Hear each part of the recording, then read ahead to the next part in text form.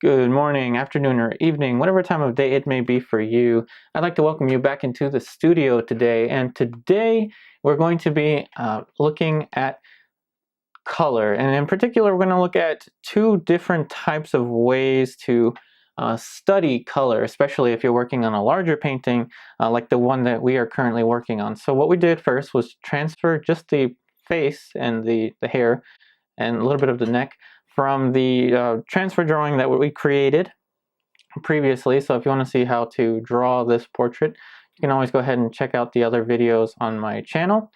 So today we're going to look at the flesh tones, simple flesh tone mixtures for beginners as a way of color study. And then we're going to look at a larger picture arrangement.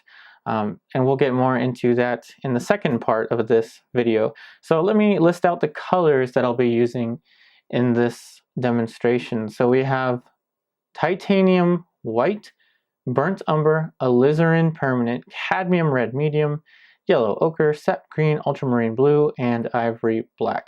And if you're new to this channel and you want to know exactly what materials I'm using, you can always go ahead and scroll down to the description box below and I'll have all that information typed up for you. So the colors are all artist grade. So if you're going to focus on color painting, in particular color study, I would recommend using artist grade pigments.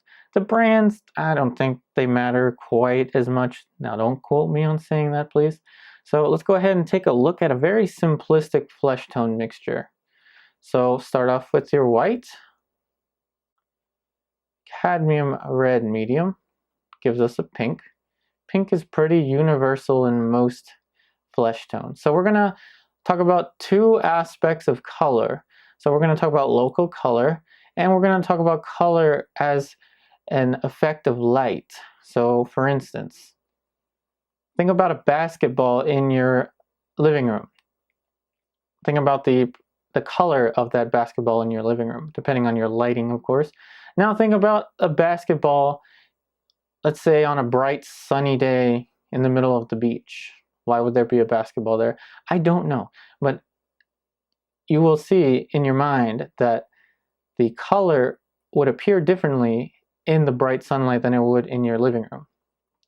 So the local color is going to be the color that something has, just about the average color that it has within any given lighting situation, and that's what we're going to focus on with the portrait. So what we did was we combined the titanium white and the cadmium red medium to give us a pink, and then we combined the yellow ochre and the titanium white to give us a type of kind of a neutral orange.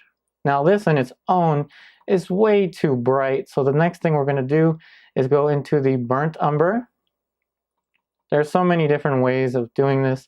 I'm just showing you the most simple way to get started with a basic flesh tone, especially for those of you that may have never mixed a flesh tone in oil paint.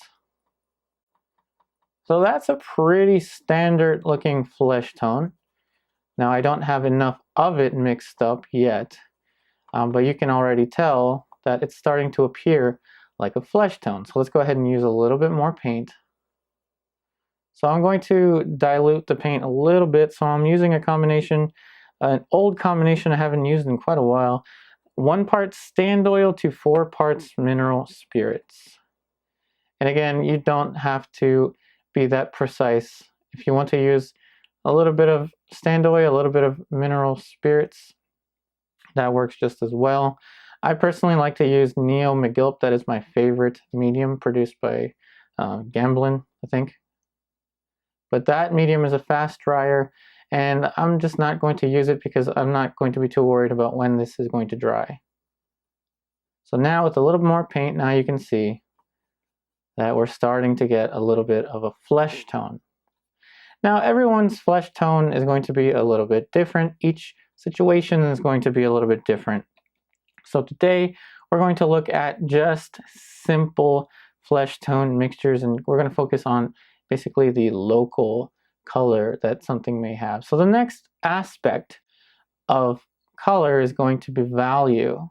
Now you can look at color, you can look at each color as a different color on its own, but actually I think about colors in terms of values as well. Now, this is a bit different to how some folks look at it, and there are so many ways to look at it. Color is a little bit more about perception than it is about trying to get a perfect color match. So right now I'm trying to get a value change within this similar color. Now, inherently it's going to be kind of a different color, so I'll show you why I'm mixing this. So right here is the glabella. Now the glabella is a plane change, so it's going to be getting a little bit darker, but this video is not about plane changes. This video is strictly on color mixing. So right now you're seeing two of my favorite colors to mix, and I'm often ridiculed for this, but I like mixing these two colors, Alizarin Permanent and Sap Green. So now that we're moving down in the value scale, you're going to see that I'm using a completely different mixture. Now the idea is that color is all about perception, color perception, and that's pretty universal throughout pretty much most ways of thinking about color. So the next thing we're going to do is get a darker but warmer color for the side of the nose. So I like to have a value scale on my palette whenever I mix these colors. So I'm going to use a little bit more Alizarin Permanent, a little bit of Burnt Umber. So Alizarin Permanent, Burnt Umber, see that on its own is way too red. So I'm going to go ahead and make it less red with Burnt Umber Titanium White. Now usually I have Flake White on my palette just because it allows me to use more of it without raising the value too much. But the Flake White I usually don't use in color study just because, I don't know, I like Flake White for building the body of the paint, because lead white is inherently thicker and flake white is a version of lead white. Don't quote me on that, but I'm pretty sure that it is. So now it's a little bit darker, and I know that it's not looking too appealing to the eye. If you want to see a more appealing portrait painting, you can always go ahead and look at my other portrait painting tutorials, especially my older ones. Back when I was only uploading once a week. Now, of course, I'm uploading every day now, which allows me to share much more information with you. So here's another flesh tone. So this is for the cheek. So this is going to be a different zone of color. Notice how I used a little bit more cadmium red medium. So a little bit more cadmium red medium will give you a pinker color, say, than using Alizarin Permanent. Now notice what Alizarin Permanent will do. It's kind of more in the, I don't know, the violet-ish side, but nonetheless, it's going to be useful for the side plane of the cheeks. Now I'm just focusing on the lights for now, which again is really different to what you've seen in my other painting videos. So Alizarin Permanent and Sap yet again. So the thing I like about Alizarin and Sap being mixed together is that since red and green are complementary colors, depending on how much of each color I use, I can neutralize the intensity of the colors. See how we have a little darker section here now? So what I did was, as the closer I get to half and half with Sap and Alizarin, the closer I get to a kind of a neutralized color. Now with a little bit of Burnt Umber, we're going to get even darker and even less chromatic. So saturation is going to be kind of important when it comes to the specific shape of color that you're trying to use. Now a color that is more saturated is going to stick out, and it's going to be, I think, safer to put saturated colors here where we already have them, in the lightmost facing areas. That's usually the case. Now think about a stop sign. Now you oftentimes use this analogy. A stop sign is much more chromatic than a say, an apple. It's much more saturated than an apple. So now, again, we're looking at zones. So this is kind of the yellowish zone. This is the pinkish zone, and this is the kind of in-between zone. And right here, it's going to be a little bit cooler as the light gradates away. Now, this is all down to perception. So let's go ahead and just use from this little mixture here. This is all a matter of perception. So what that means is different people may see it differently, and that's okay. Paint it how you see it, how you perceive it to be. There is not one way and the only way to mix a color. I oftentimes like to explore. So now look how I'm using the ultramarine blue. So ultramarine blue and burnt umber together. It's going to give me kind of a cool green grayish color. Cool green grayish color. And again, don't worry about what this looks like. What I'm trying to show you is kind of the concept of what it's like to mix these flesh tones. And we're focusing on local colors. Meaning it's a little bit greenish here. Okay, so I'm going to contradict myself. So it's a little bit greenish here just because it's facing the light a little bit less. So in reality, this isn't really greenish. So I am kind of going to talk a little bit about the effect of light. So basically, the light that we have is a little bit warmer, and the light most facing areas are going to be around here are going to be a little bit warmer as well. The areas that are going to face away, such as this area that we painted, are going to look a little bit cooler in comparison to the warmer colors. Now, for the lips, now we're going to talk about different local color shifts. So again, I know this is going to look a little sloppy, but this is only for the purpose of demonstration in color mixing. So a little bit of my two favorite colors to mix, the Alizarin permanent and the sap green. So we're going to use that and cadmium red. Now on its own, this is way too chromatic, so I'm going to add a little bit of titanium white, a little bit of burnt umber. Now this is just to get kind of the local color of the lips.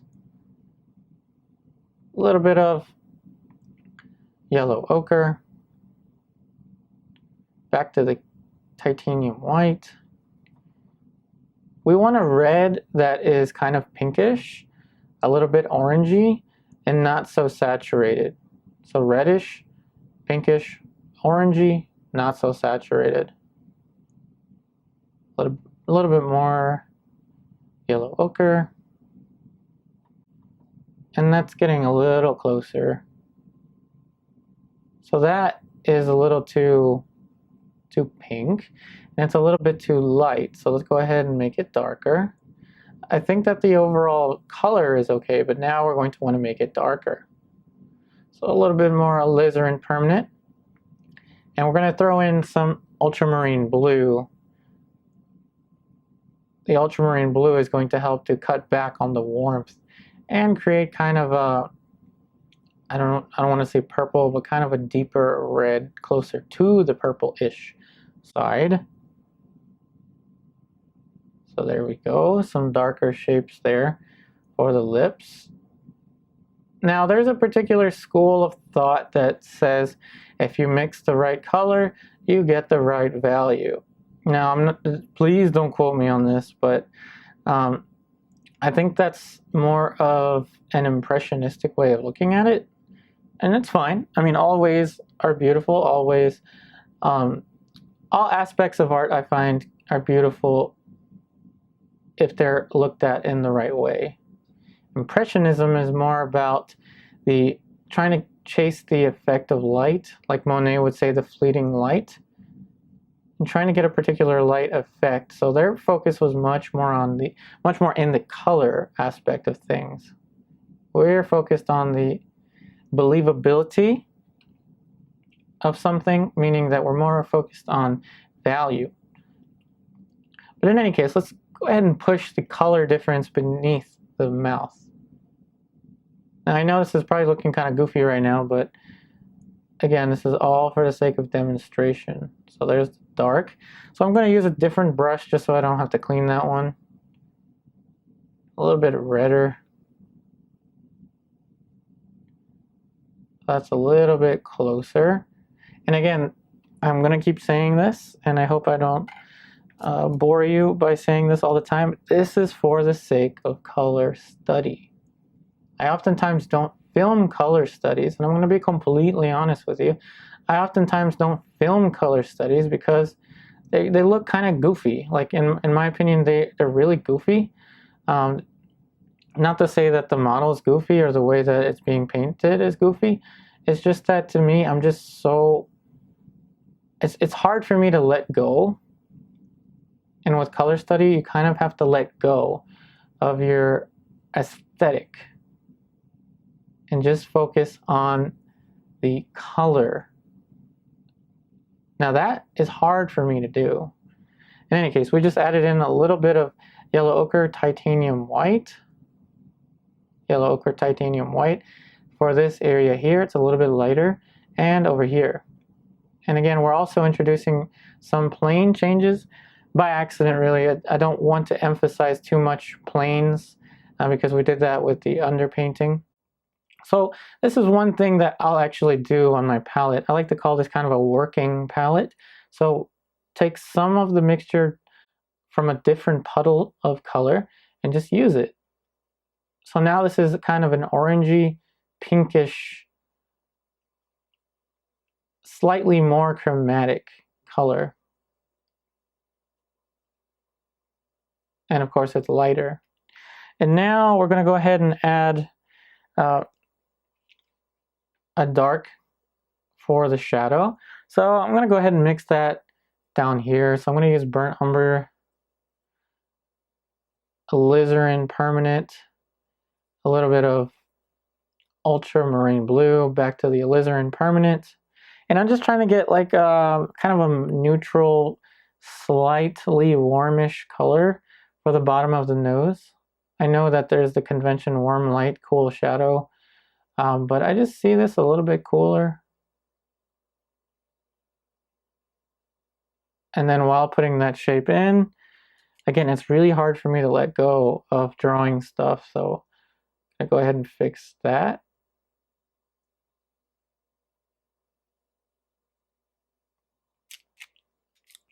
So now I'm going to notice that this dark shape here might need to get cooler as well. So a little bit of ultramarine blue. Now each of these color mixtures are going to build onto each other. That's the key. So a little bit of ultramarine blue. And what I mean by build onto each other is literally alizarin permanent here, right? Mixed right onto this. See that? That's how we're building onto the colors on the palette. Now, I'm mixing this up for this shadow shape, and it appears to be a little bit warmer. So a little bit of alizarin permanent. So I like to use alizarin permanent to sneak warmth into my darker shapes. The nice thing about alizarin permanent is that it is a dark red, whereas cadmium red on its own is just kind of a light red. Not light really, but it's kind of like a medium valued red. Now, one thing I want to emphasize is this is not a way that I would like to approach a painting that I would want to continue. Now, this may seem very similar to my Alla Prima painting videos, but I assure you it's not. This is merely a way of getting acclimated to mixing color. So let's go back into the midtone region of the palette with a larger brush and get kind of a less bright flesh tone. So remember the base flesh tone was kind of white and red, gave us pink. Then we added yellow ochre, and then we just kind of balanced between those two for this particular color setup. So I'm actually going to go ahead and unify all of this together into one color shape. And we're not going to think about the features at all in color study. We're going to think about just these large zones of color. So for instance, right here is going to be a color shape that's around this value. So it's around this value, but it's a little bit, I want to say, greener in comparison to the other shapes. So just a little bit of sap green. And right over here as well. A little bit greener over there. And I'm seeing a little more influence of the pink around here. I don't know if that's just the way the photograph was taken, but we're going to just go into this area of the palette. So now this color mixture is starting to become more complex. So this is a combination of a pinkish, orangey-ish, kind of purple-ish color, and now we're raising the value with titanium white. So this is a type of video that you may want to scroll back to see how each segment was mixed. So let's go ahead and just put in a little bit more yellow ochre. This shape right here appears to me like it's, I don't know why, but it appears like it should be warmer in comparison to the other shapes.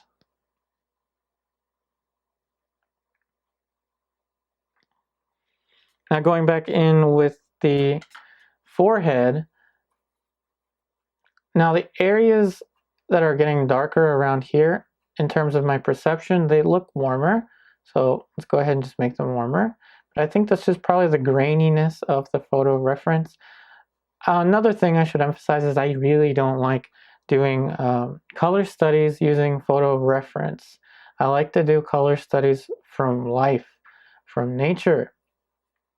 So the thing that's going to be different between working from nature, meaning a live model, and working from photo reference is that with photo reference, you're really going to have to, I don't want to say make things up, but you're really going to have to kind of make things up. And bear with me here, and make things up in such a way that they are convincing to you. So right around now is the time where I would just get all my brushes and clean them, but I actually have kind of an arsenal of different brushes surrounding me right now. So do wash your brushes quite often in color study. You want to have very clean brushes for this. What I'm doing is I just have a bunch of brushes, and once something starts to get muddy, that was starting to get a little muddy, meaning it was just a color in the wrong place. Just switch brushes.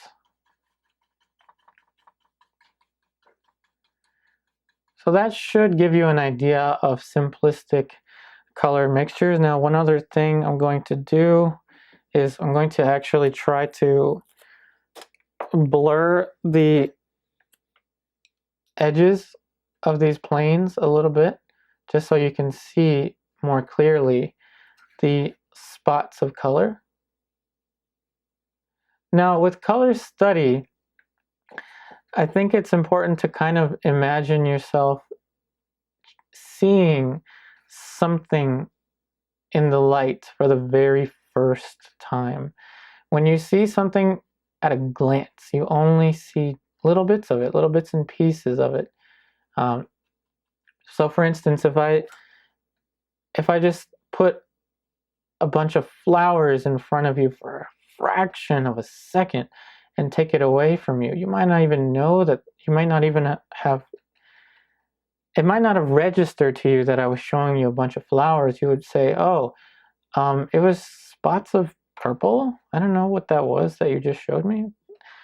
A spot of green, a spot of pink. And that's really the key, I think, to color study, is just what the color looks like at a glance, at a first glance. So right now what I'm doing is just using a dry brush to kind of flatten out and blur the edges between the shapes. This is something that I like to do in color study. I like to blur things out where you just see little glimpses of light. Now, another thing I'll do with the color study is I'll constantly relate the light and the dark. So let's go ahead and use a little bit of ultramarine blue. Ultramarine blue, alizarin permanent, ivory black. This is the first time I've used the ivory black, so the ivory black is pretty much a very dark neutral blue. And now I'm going to compare the dark around the hair, so the dark of the hair around the face, and I'm actually going to compare the temperature of the dark. So I'm not so much focused on getting the right value. I'm interested in what this shape of color looks like next to the flesh tones and how it brings out the flesh tones. So I did use a little bit of blue in the dark of the hair. I kind of snuck it in there. And the reason I'm doing that is so that I'm trying to be sneaky, okay? I'm trying to sneak in a little bit of a complementary or a little bit of a temperature shift between these large value shifts. I'm trying to sneak it in there. Trying to sneak it in such a way that you don't even notice. The viewer doesn't even notice. I mean, you know, because I'm telling you. But just kind of comparing these two colors, you can see how this is starting to push the warmth of this. Sneaky stuff. So let's just go ahead and cover the rest of this dark now.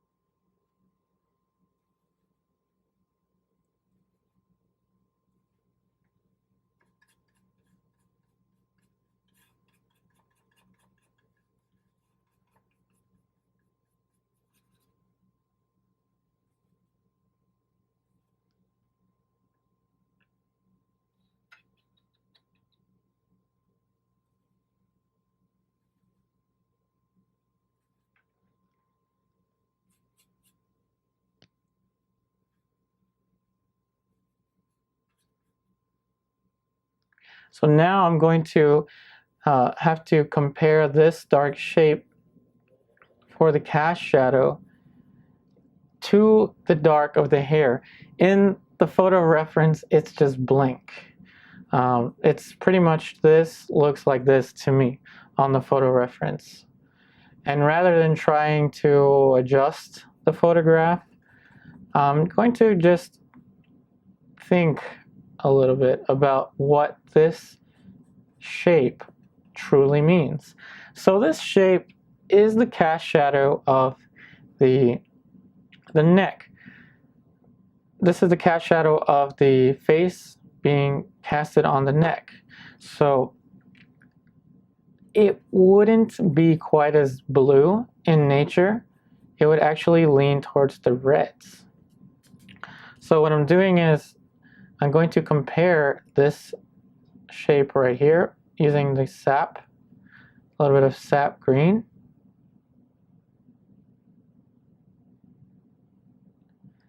And I'm going to compare that with this. And I think it might be glaring, so I'm going to use fan brush just to eliminate some glare. Whoops, see, that's not good. So I'm going to use the brush that I had before and just try to correct it. And you know what? That's actually kind of good because it's helping to bring down the saturation of the flesh tones even more. Not a problem. Anyway, so this shape here I think is going to be warmer than this shape and then this shape. And now we can kind of juxtapose them by painting the cooler shape right next to it. See that? Sneaky, sneaky stuff. You wouldn't even notice it unless I pointed it out to you, depending on your computer screen. So a little bit more ultramarine blue, burnt umber, just to bring down the coolness factor, a little bit of ivory black. And again, only trying to study the colors right now. This is definitely the first I've ever done of color study. Now the next thing is going to be the background color. So the background color, again, it should be in service to the portrait, in my opinion. So cooler is the direction I'm going to go. So I'm going to mix somewhere over here. So white and titanium white.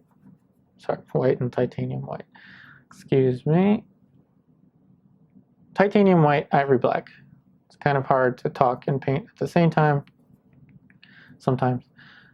And a little bit of greenish. And for the next part of this color study, which I may have to split into another video because I think this might be getting long, we're going to look at the value study that we created before. Take the average flesh tone, the local flesh tone on the portrait, and just use one single shape and see what the large picture, so we're going to study the colors of the large pictures in relation to one another. But since I think that this video might be getting long, I may have to split them. Hope you don't mind. Just trying to show you very much the basics of the flesh tones and how to study color, a way to study color.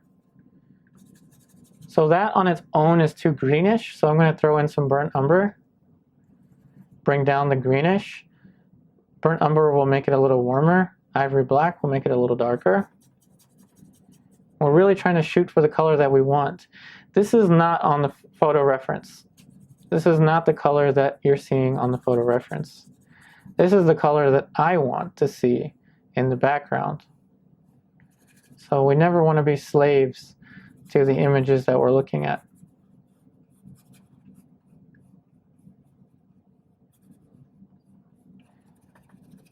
And so now that we have a shape for the background, we're going to go back in to the hair.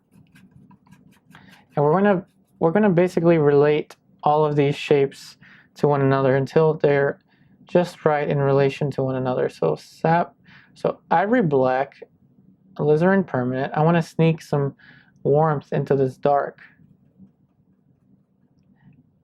And see, this is something I wouldn't have even noticed until I created a color study, basics of flesh colors, basics of flesh tone video, is that sometimes I sneak in warmth to make certain areas look darker. So sneaking in a little bit of warmth into these darker accents for the hair, just to contrast with the coolness of the shapes of the hair itself. And let's even throw some of that here, but only a little bit because we still want this cool to contrast this warmth. Only a little bit. And then I'm starting to notice that the background is probably a tad bit too dark. Without cleaning the brush, I just want something that is lighter and less saturated now. Now we're starting to get into some very complex colors.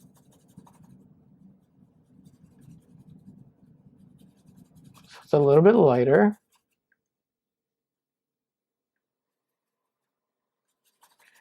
A little bit lighter, a little bit grayer, a little bit less bright.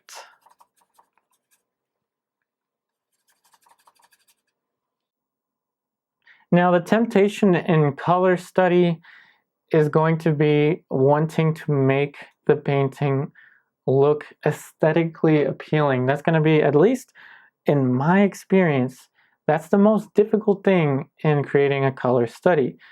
This is not intended to be a painting. This is not intended to be how I would start a painting or how I would even work on it. Now I know it may resemble the way that I used my alla prima portrait painting approach.